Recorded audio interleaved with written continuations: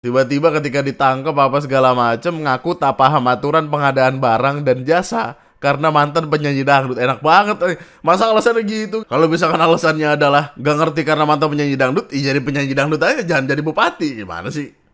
Lihat men. Tahu itu. Main gini tadi anak-anak di rumah kasih main Iya, sama. sudah biar kau jelaskan apa kalau orang Ya, tidak tahu berterima ya. kasih. Tapi Begitu di sini memang langsung karakternya. ditunjuk-tunjukin.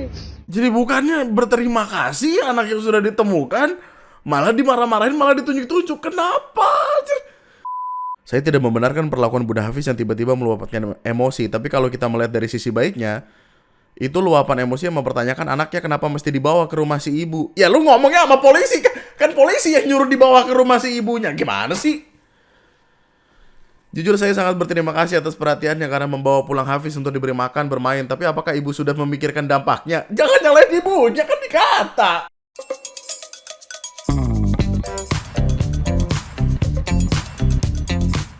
Pulang ngabuburit guys. Ada apa namanya Jik? Ada sugestif. Terus ini ada kerondok. Kondrok. Ada es. Ada salad buah. Gue gak expect sama sugestinya. Ibu ini bisa aja. Ibu ini. Masa jajanan dibikin sama Romi Rafael, Bu? Romi Rafael. Halo semuanya, selamat malam. Selamat berbuka puasa. Jangan dibikinnya habis buka puasa ini. Enak banget, seger habis makan Indomie. Gimana kabarnya? Semoga sehat, aman, lancar, terkendali. Ada beberapa bahasan yang sekiranya akan gue bawa. Yang mana bahasannya itu ada beberapa yang menyebalkan tentu saja. Seperti biasa, channel ini gak mungkin ngebahas sesuatu yang gak menyebalkan dong. Kita akan mulai dengan ini deh. Lu tahu perkara ini gak? Ada seorang Bupati Pekalongan bernama Fadia Arafik yang terseret kasus korupsi, kena OTT, which is operasi tangkap tangan.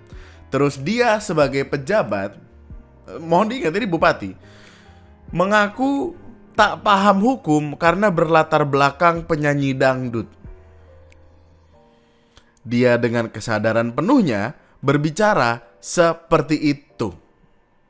Boleh 2 periode jadi kepala daerah tapi ngaku nggak paham hukum karena dulunya penyanyi dangdut. Pernyataan itu muncul dari Bupati Pekalongan. Mungkin ini terlalu politis ya, tapi sepertinya sudah saatnya untuk kita tidak lagi memilih seseorang untuk menjabat di pemerintahan hanya berdasarkan dia terkenal. Nah, maksudnya kalau mereka hadir dengan kalimat kayak gini gimana?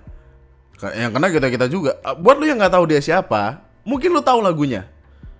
Lagunya udah lama. Bukan, ini Hunter x Hunter, bukan. Tadi gue lagi nonton ini. Nih, lagunya udah lama kok. Cukup terkenal. Ciki ciki bum bum, alala bum bum, ciki ciki bum bum. Nah itu, lagu itu. Alala bum bum, ciki ciki bum bum. Mana? Aku. Nah itu. Lagu yang terkenal di era 2000-an lah, di tahun-tahun 2000-an gitu. Sampai sekarang bahkan masih beberapa kali gue denger ketika ada tetangga lagi ngebangun rumah, itu tukangnya pasti nyanyiin lagu ini, ciki ciki bum bum, nah gitu. Dia terkenal dari lagu ini, kemudian baik secara politik ya. Dia jadi wakil Bupati Pekalongan di 2011 sampai 2016. Terus dia nyalonin diri dan berhasil untuk menjadi Bupati Pekalongan 2021 sampai 2025. Nah, 2025 sampai 2030 dia berhasil ngejabat lagi. Problemnya datang ketika di 2022. Ketika dia jadi bupati pertama kali, dia ngebikin PT tuh tiba-tiba. Ngebikin PT yang bergerak di bidang penyediaan jasa dan aktif menjadi vendor pengadaan barang dan jasa di lingkungan pemerintah Kabupaten Pekalongan. Jadi dia pemerintahnya. Dia bikin PT untuk ngurusin pemerintahnya. Itu nggak boleh by the way. Karena hitungannya konflik kepentingan. Masa iya kayak, gue butuh sesuatu nih. Gue butuh buat benerin jalan atau gue butuh buat benerin lampu. Milih siapa ya? Perusahaan gue. Lah asik, enak banget. Untung di dia. Dan harganya kan bisa dia mainin. 2023 sampai 2026 ada dominasi proyek kelempar ke perusahaannya dia mulu dengan harga yang cukup gede, yang mana setengahnya itu kelempar ke dia. Tadi ada artikelnya yang menjelaskan itu, kata gue gateli cok asu. Enak banget. Lu jadi pemerintah lu bikin PT di sana, duit semua itu isinya. KPK menjemput PT dia, PT RNB ini, yang mana di PT itu suaminya jadi komisaris, by the way. Iya, suamiku komisarisku aja gitu. Dan anaknya jadi direktur. Mendapat proyek outsourcing di 17 perangkat daerah, 3 rumah sakit daerah dan 1 kecamatan. PT tersebut ngedapetin 46 miliar. Di mana 19 miliar diantaranya itu buat keluarganya dia doang. Asik, keren. Koruptor asu, ngateli coba sih kan ya. Tiba-tiba ketika ditangkap apa segala macem, ngaku tak paham aturan pengadaan barang dan jasa karena mantan penyanyi dangdut. Enak banget. Masa alasannya gitu kayak, ya gimana ya, saya kan nggak tahu, saya kan ngejabat aja dulunya kan saya penyanyi dangdut, saya nggak tahu apa-apa. Kalau nggak tahu apa-apa jangan nyalon. Otaknya emang datang dari mana sih itu ide?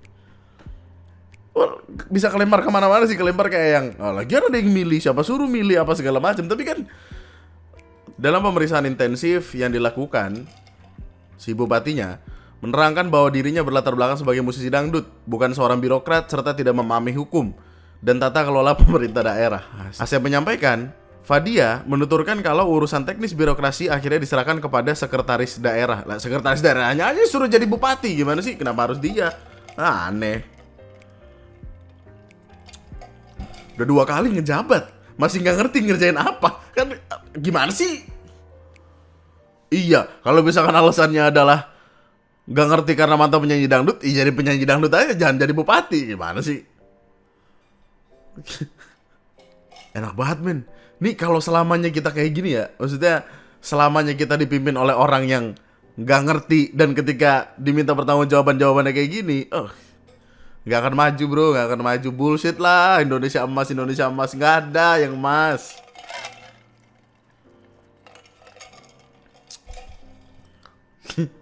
Aneh. Oh, suaminya juga penyanyi dangdut by the way. Suaminya adalah mantan penyanyi dangdut dari Malaysia. Kemudian pindah ke Indonesia, menjadi warga negara Indonesia. Suaminya ngedaftar jadi anggota DPR, nyalon jadi anggota DPR dan keterima. What the fuck? Oh bisa gitu ya? Anaknya, on the other hand, anaknya adalah anggota DPRD. Kakak iparnya adalah selebritis. Jadi kayak ibunya bupati, bapaknya DPR, anaknya anggota DPRD. Wah penuh tuh. Buset. Ada yang kerja di legislatif pusat, ada yang kerja di legislatif daerah, which is anaknya. Ada yang menjadi eksekutif daerah, gokil. Itu meja makan isinya obrolan kayak, gimana warga lu? Aman aja boy. Gimana warga lu? Ya sih tai banget. Kena OTT, KPK. Ini sebenarnya nggak yang politik-politik banget. Kita penuh kekesalan karena kalimat yang keluar adalah begitu. Kayak nggak memahami aturan, nggak ngerti. Nggak mungkin nggak ngerti, anjir pasti ngerti. Gila kali. Alasan-alasan dibikin ketika ketangkep aja itu mah. Ini alasan bocah nggak mau sekolah gitu. Kayak sakit, nggak mau sakit gitu. Kagak, yang bohong. Ketahuan kegep sama bapaknya aja.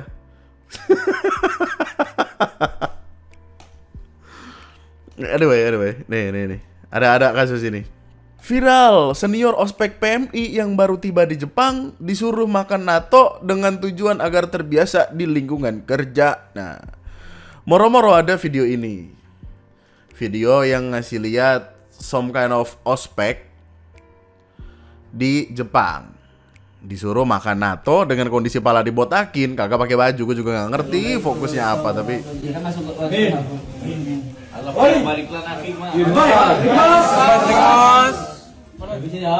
Mas, Beli pakai uang dulu lagi. Dok. Udah saya kenal nih, Dok. Santai, Dok.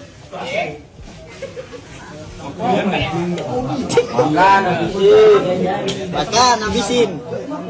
Telan. Kalau dengan mudah tak satu lagi. Makan biji. Masih banyak nih. Berapa? Lahap banget itu. Dan suka yang dipunya.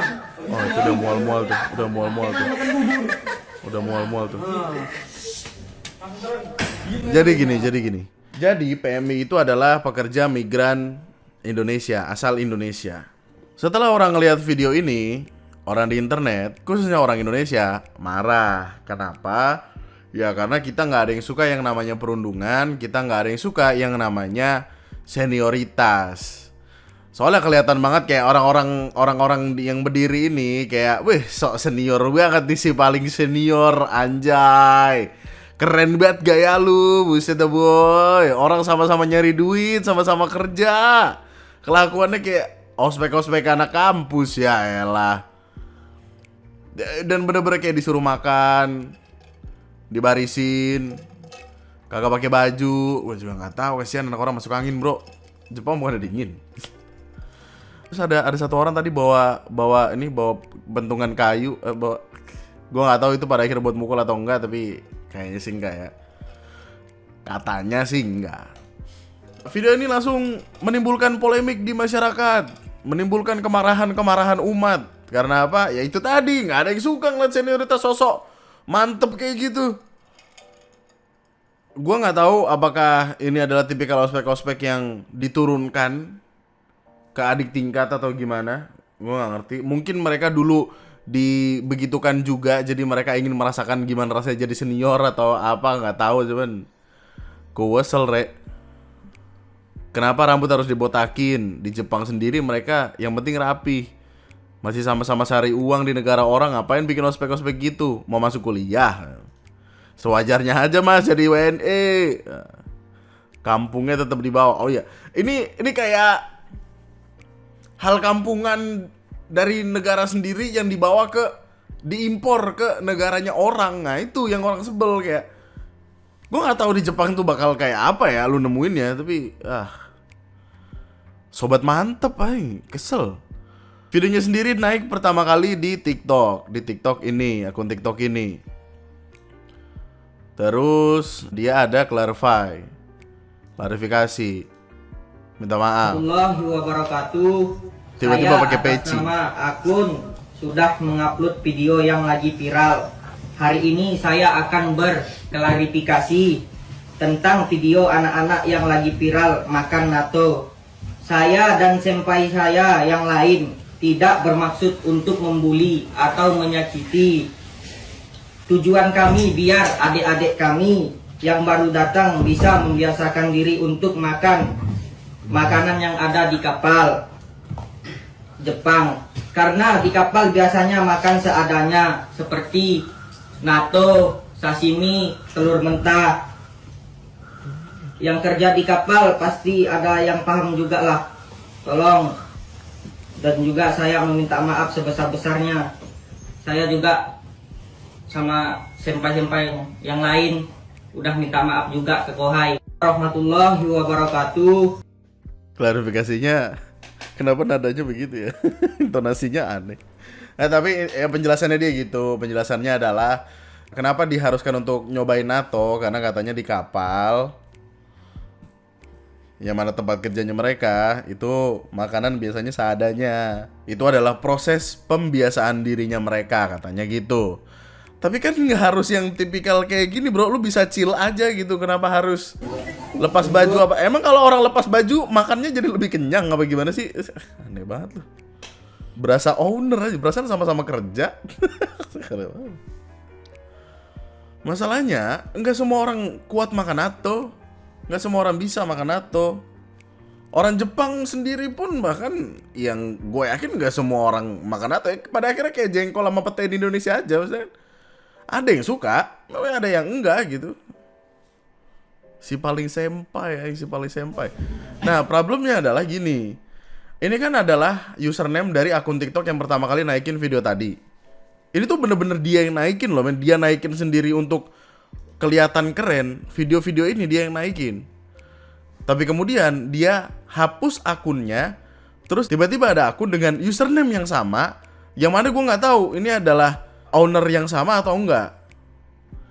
Dan kalimat-kalimatnya tuh sangat rage baiting gitu loh. Gue sih curiga ya. Tumornya hanya didikan mental semata. Oke. Saya juga meminta kepada teman-teman stop untuk mengancam keluarga saya. Kenapa jadi tiba-tiba keluarga lu? Saya akui saya menutup akun bukan untuk menghindar, tapi di akun sebelumnya banyak keluarga saya yang terkena ancaman. Nah, gue nggak tahu nih, visi gitu loh. Saya di sini bukan merasa paling senior, tapi saya hanya mendidik adik-adik kita tentang ketahanan mental. Ketahanan mental. Karena saya di sini sudah mengalami berbagai macam hal, karena saya sudah bertahun-tahun. Iya sharing. Kan nggak harus lu perlakukan kayak gitu. Dan punya banyak pengalaman. Buset. Menurut saya itu hal yang biasa aja yang tidak perlu ditanggapi berlebihan. Hanya saja dibesar-besarkan oleh media dan menjadi viral. Warga Indonesia terlalu ikut campur. Cok nggak teli cok. Asu. Cocote lu. Kayak gitu kah ngebangun mental? Ibaratnya anak baru lahir dan nggak tahu arah. Makanya kita bantu dan bimbing mereka. Takutnya mereka jadi bahan bulan-bulan warga lokal di sini. Lah. Apa sih? Ngampungnya nggak mau. Makanya lu kerja di Jepang biar nggak blow on. Tuh kan emang. Gua nggak tahu ini akun buatan rage baiting yang kemudian disengajakan dibuat untuk nyari followers dan dijual, atau emang ini dianya dan denial dan tai. Kesel dah. Cara menanggapinya gitu amat. Oke. Gua bikin video ini buat ngebela adik-adik gua yang lagi viral sekarang ya. Nggak ngebela sih, kayak klarifikasi aja. Buat yang poin pertama, ada yang komen di Jepang masih main senpai-senpaian, kohai-kohayan. Ya menurut gua wajar-wajar aja sih, Cok. Ingat, senpai, kohai itu udah bahasa Jepang. Dan di Jepang emang budayanya senpai kohai, senpai senior, kohai junior. Terus ya, yang kedua, Bukan, konteksnya tuh ngapain anak orang disuruh lepas baju dibotak-botakin. Ya elah. Senpai kohai itu bukan berarti bisa memperlakukan orang seenaknya, bro. masalah apa ya, viralnya NATO ya. Ya emang sih di Jepang tuh ada yang suka NATO, ada yang nggak suka NATO. Tapi kan mereka ini baru datang dan seniornya mengenalkan makanan Jepang. Ya terserah mereka setelah ini mau suka, ya udah, mau enggak, ya udah terserah kan. Yang penting mereka sudah merasakan NATO gitu. Jadi menurut gua nggak salah sih. Rata-rata orang yang kerja di laut, Saya membuat video ini karena Enggak, dia kan ngomong panjang apa segala macam. Terus dinaikin di akunnya yang ini kan. Terus dia klarifikasi di akun aslinya. Assalamualaikum warahmatullahi wabarakatuh. Saya membuat video ini karena saya ingin meminta maaf atas kebodohan saya yang telah membuat kegaduhan yang ada yang saya upload di video sebelumnya. Saya merasa bersalah karena seakan-akan omongan saya membenarkan adanya perundungan. Saya berjanji saya tidak akan internet, ya Allah. Netizen Indonesia itu merasa diri mereka sudah hebat dan pintar. Mereka sebenarnya hanya pintar mengujar dan... Nggak, gue yakin ini deh. Gue yakin ini akun-akun rage baiting yang kemudian dibikin deh. Akun aslinya mah udah hilang sebenarnya. Dia ngambil username-nya doang. Kayaknya gitu ya. Soalnya makin lama makin tolol aja jawabannya. Ya semua bisa makan NATO. Aku aja yang bertahun-tahun gak bisa makan dato. Ih lemah. Idi siap si kuat. Idi. Lu tinggal di Indonesia aja gaji UMR kan bang. Idi siap. Mantap. Enggak. Ya oke lah. Oke. Pada akhirnya kan harusnya si senpai-senpaian beneran kan udah minta maaf kan. Banyak orang yang juga ngomong perkara ini. Dan ya udah harusnya semuanya udah selesai. Gue nggak tahu akan ada lagi atau enggak, kayaknya sih ada ya, karena si paling senior mah pasti akan ada terus aja. Cuman beda tempat aja paling. Ya mas, mantap mas. Ya. Kalau masih sama-sama nyari duit, kelakuannya jangan aneh-aneh banget mas. Itu aja ya. Ya, sama-sama butuh duit, semua butuh duit. Iya ngerti. Ya. Oke, sip, good job, yoi. Perkara selanjutnya, ada masalah yang baru datang sebenarnya dari Facebook. Facebook, kecintaan kita semua. Ada salah satu akun Facebook ini, Kavela Shairena, yang naikin beberapa video di mana videonya adalah tentang menemukan anak hilang.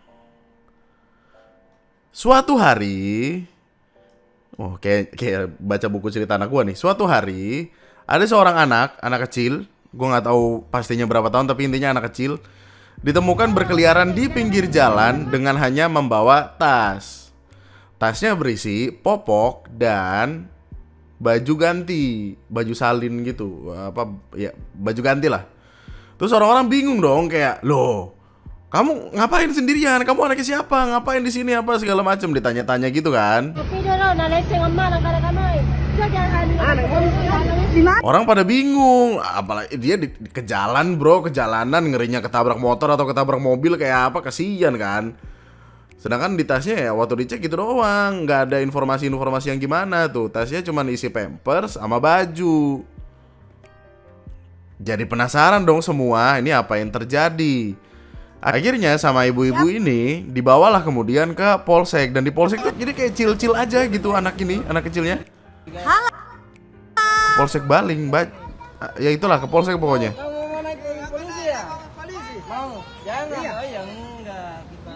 Di polisi di Polsek Bajeng ini. Oh, Polsek Bajeng. Anaknya sudah dibawa ke Polsek Bajeng. Dibawalah ke kantor polisi. Oh ini kronologinya nih biar gampang nih. Tadi sore saya melihat anak berjalan sendirian di jalan Tanetea bawa tas kayak kebingungan. Saya pun singgah menghampiri karena anak seusia itu sangat berbahaya berada di jalan sendirian. Orang-orang pun sudah mulai berkerumun, tapi di antara banyaknya orang tidak ada satupun yang mengenali anak itu. Tas yang dibawanya ternyata berisi popok dan beberapa pasang pakaian. Salah satu warga di sana pun menelpon kepala dusun. Dan Pak Dusun datang langsung membawa anak itu ke polsek. Sesampainya di polsek, polisi kemudian mengarahkan untuk bawa aja dulu anak itu pulang ke rumahnya, ke rumah yang nemuin, dengan menyimpan nomor telepon dan alamat saya. Jadi alamat sama nomor teleponnya dititipin nih ke bapak polisi. Akhirnya yang nemuin anak itu kemudian ngebawa pulang ke rumah. Ada videonya dibawa pulang ke rumah, main sama anaknya dia, yang mana happy aja gitu. Terus dia kayak punya teman baru aja gitu. Ini Hafiz, kamu balapan aja. Oh namanya Hafiz Iya, anaknya. sama Adek Rayyan balapan. Iya. Nih di sini sempat ada ditanya nih, mau pulang apa enggak? Senang main di sini enggak? Itu ada kakak sama adek. Ini loh Vespanya. Nah, itu ada motornya juga adek loh. Sepedanya nih adek. Main aja. Ayo pergi ke kantor polisi. Sudah ada bunda di sana bertunggu sama ibu tanah. Ayo.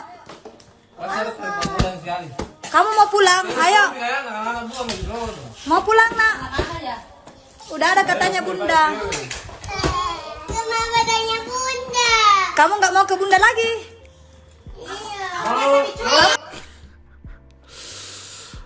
Problemnya adalah ini. Kan gak lama setelah dibawa pulang si anak itu, polisi nelpon meminta agar anak itu dibawa kembali ke polsek karena keluarganya sudah ada. Akhirnya dia pun ke polsek ngebawa anak itu.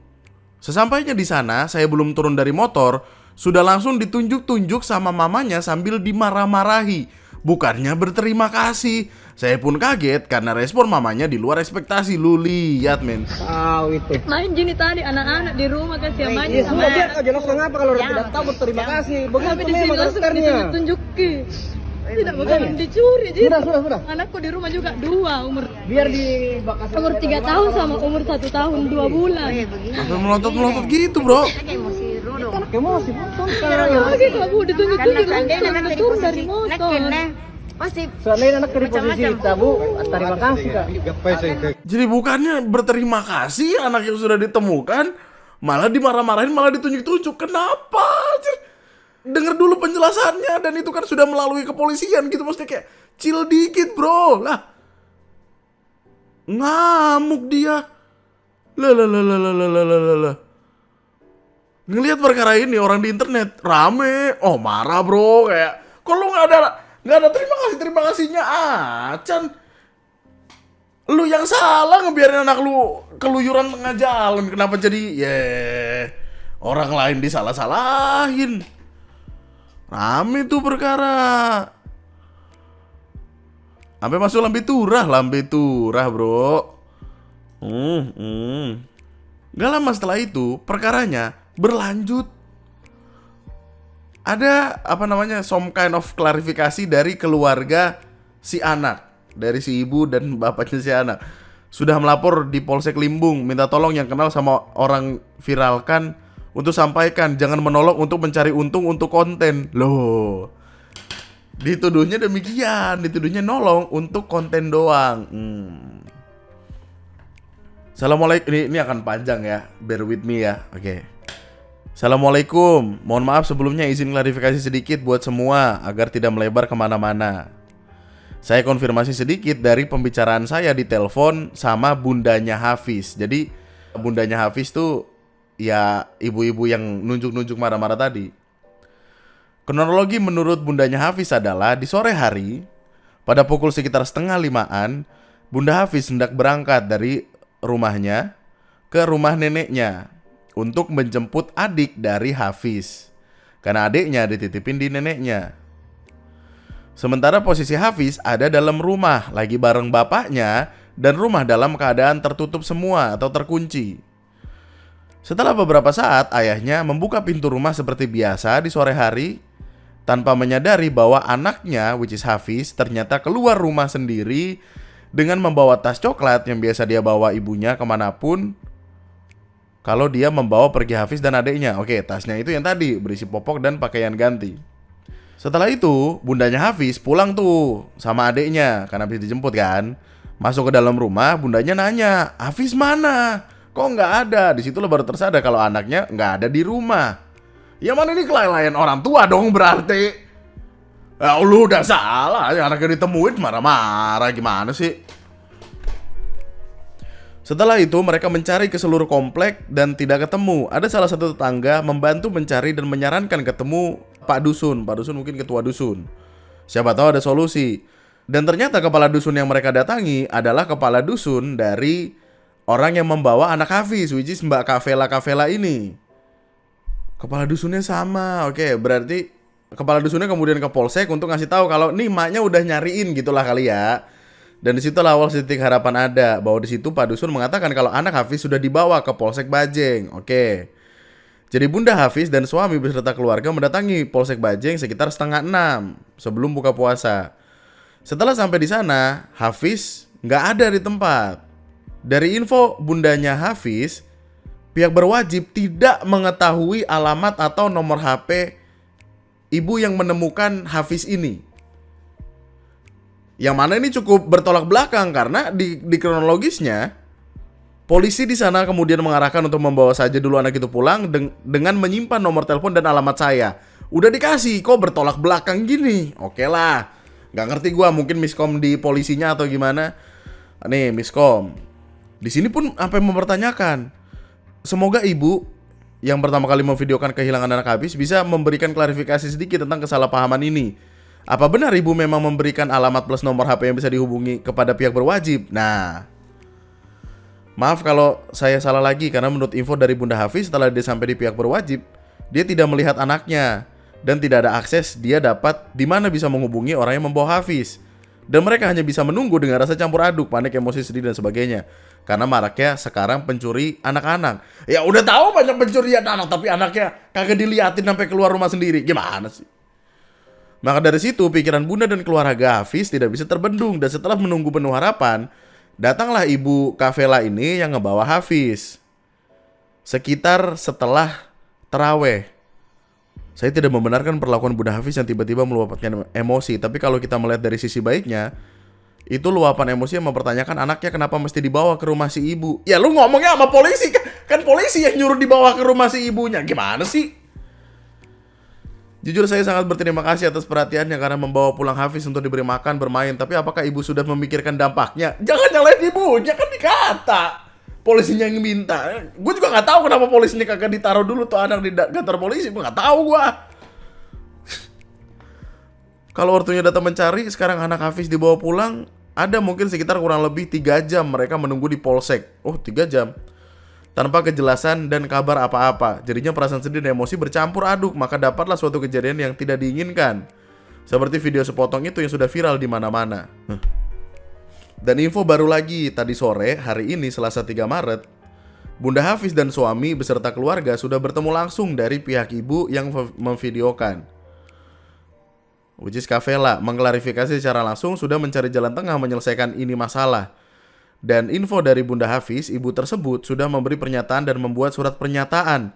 Adapun pernyataannya saya belum bisa beberkan. Kami menunggu pernyataan atau klarifikasi selanjutnya dari pihak ibu yang memvideokan.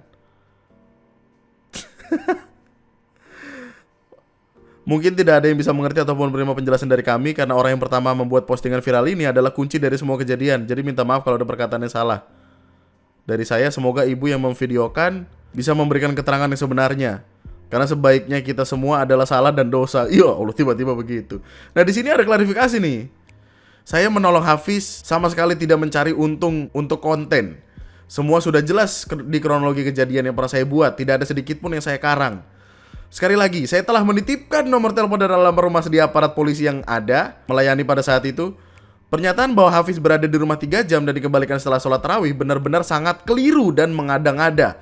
Hafiz berada di rumah menjelang buka puasa sekitar 18.20. Dan saya mengembalikan Hafiz ke polsek pada pukul 19.10. Setelah saya berbuka puasa dan sholat maghrib plus perjalanan menuju polsek. Pernyataan bahwa keluarga Hafiz sudah bertemu langsung dengan saya dan kami membuat surat pernyataan pada hari ini, uji Selasa, juga sangat mengada-ngada, tidak benar sama sekali. Emang problematik, gimana sih? Minta tolong apa yang sudah terang dijelaskan di kronologi, nggak usah dipertanyakan kembali. Terima kasih. Wah, gila, gokil. Sangat tenang sekali ya. Ih, gue sih udah mencak-mencak kalau begitu ceritanya. Batu banget. Oh, nih. Oh, ini. Anjir, ada lagi nih. Mana sih? Ini WhatsApp-WhatsAppan ya.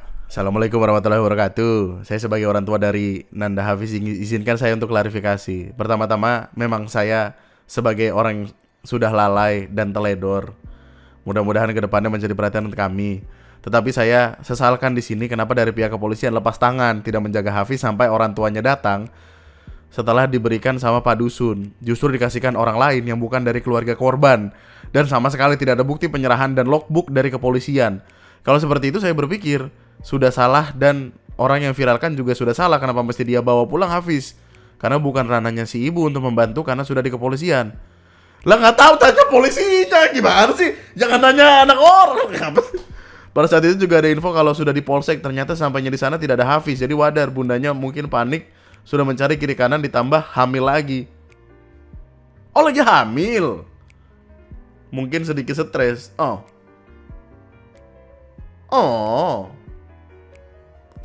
Aneh banget. Nggak, kuncinya ada di kepolisian, men. Pertanyaannya, apa SOP yang seharusnya dilakukan oleh pihak kepolisian ketika mendapatkan anak yang hilang? Itu yang dipertanyakan. Wah, aneh banget. Masa niatnya baik-baik mau nolong malah jadi di tengah-tengah masalah. Komen bagus. Gila, Facebook menyenangkan sekali. Logikanya, polisi tidak mungkin sembarangan titip Hafiz ke ibu penemu tanpa adanya pengambilan data. Dan tidak masuk akal ibu Hafiz menunggu di kantor polisi berjam-jam yang katanya pihak polisi tidak punya nomor telepon si penemu. Jadi apakah si ibu penemu dapat bisikan goib supaya kantor polisi bawa Hafiz? Karena keluarga Hafiz menunggu di sana. Pasti pihak kepolisian yang telepon si penemu kalau keluarga Hafiz sudah menunggu. Soalnya si ibu penemu misalkan datang terlambat, menurutku nggak apa-apa atau udah jelas. Nah, Hafiz dalam keadaan sehat dan jelas keberadaannya. Jangan sampai gara-gara hal ini orang jadi malas menolong anak kecil saat kesasar, takut dituduh penculik. Nah,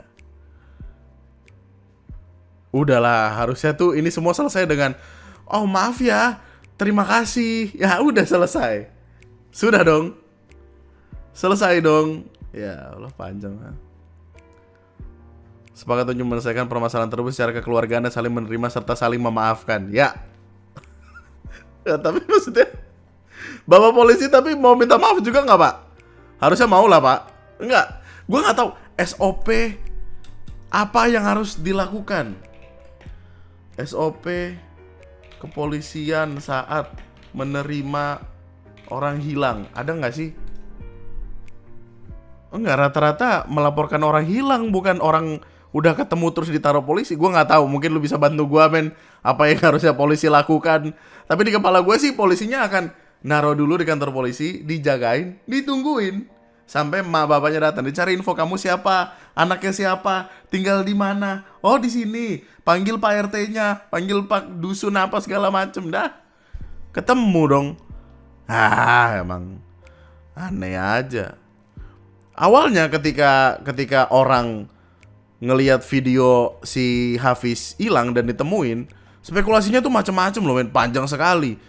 Ada yang bilang anaknya pengen kabur, emang sengaja kabur, apalagi ada video di mana anaknya nggak pengen pulang dan lain sebagainya. Makanya keluar komen-komen kayak gini. Lihat aja ibunya melotot-melotot gitu. Ya. Perkara aneh. Aneh banget perkara. Udah, adiknya udah ketemu, emaknya dapat pelajaran, katanya dia ngaku sudah lalai. Ibunya didukung orang-orang karena dia sudah menjadi orang baik ya. Ya, jadilah baik kawan-kawan ya. Oke. Ya, mantap.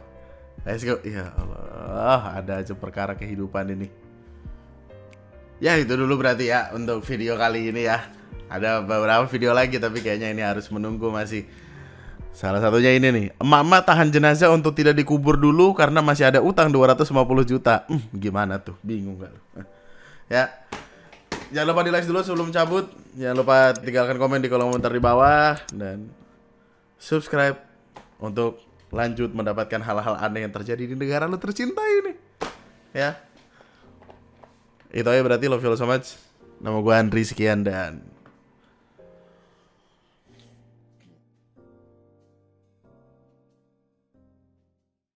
yang gue masih nggak habis pikir itu berarti emaknya pergi mau jemput adiknya, kakaknya which is Hafiz dikunciin di dalam rumah nih biar nggak kemana-mana. Bapaknya pulang lah, buka pintu, cekrek gitu, terus dia masuk ke dalam, nggak tahu mungkin mandi mungkin apa.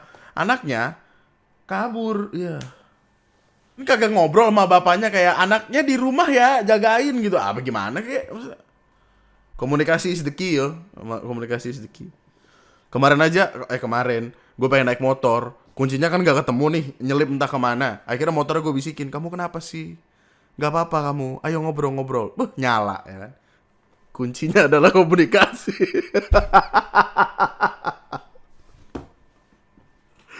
Bye-bye.